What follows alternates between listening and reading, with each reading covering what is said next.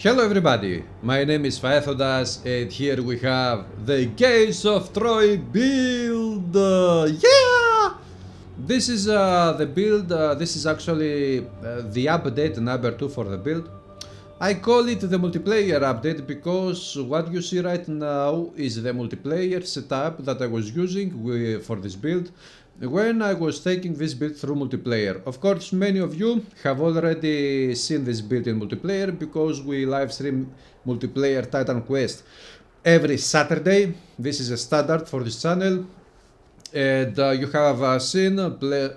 have seen me playing with this build many times.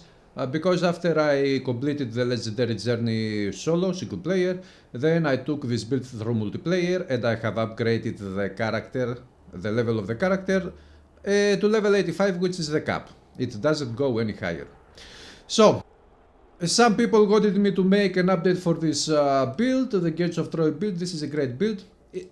By the way, if you haven't watched it yet and you are interested about the version of this build, the single player setup that I used to complete the main campaign of legendary difficulty at level 74, then you have to watch the previous guide of this mini series of videos of this guide, which is called, of course, Gates of Troy build guide update number 1.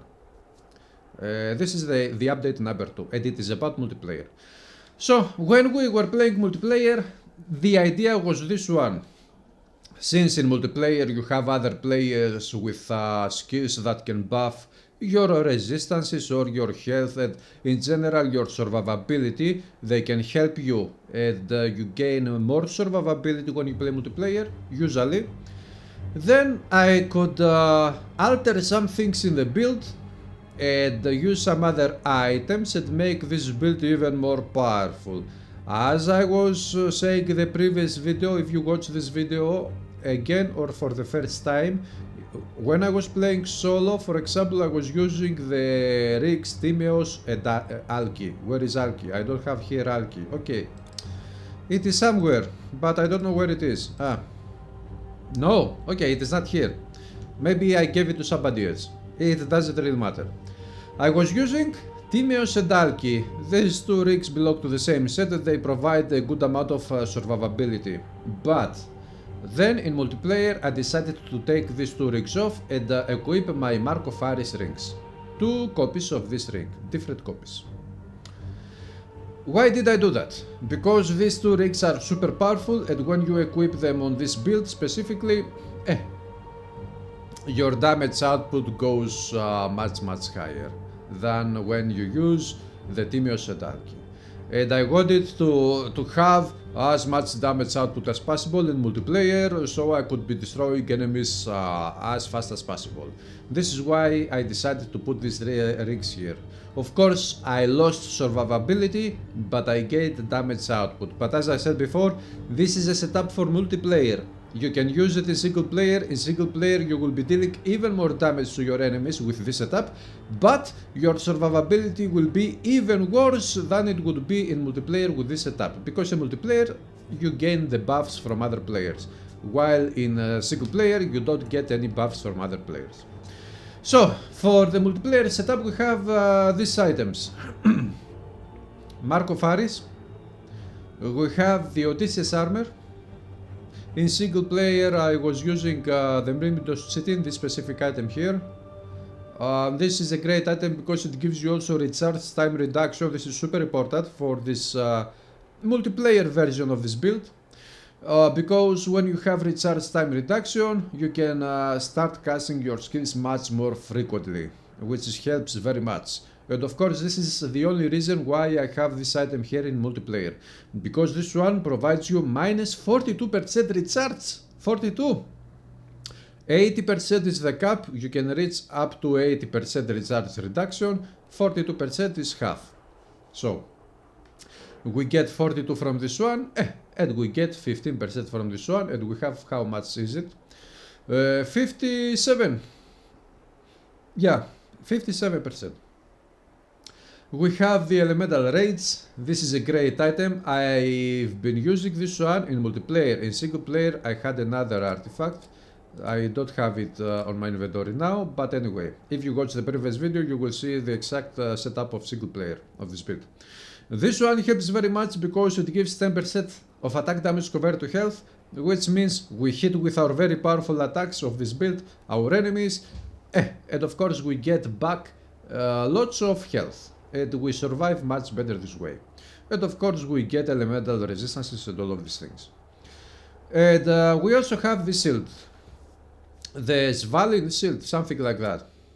This shield is great, it provides very nice stats, but of course the plus 1001 energy is super important because you need energy for casting your speeds frequently enough, so energy is super important.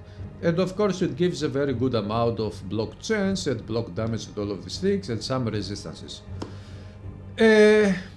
These are the new things actually. The differences when it comes to items, the two rigs, the helmet, the shield, this armor, and the elemental rage. For the skills, I've reached level 85, I have maxed out my level, so I gain even more skill points. I have 3 unused skill points, I don't even know why. When it comes to skills, if you have watched the previous video, it is actually almost the same setup.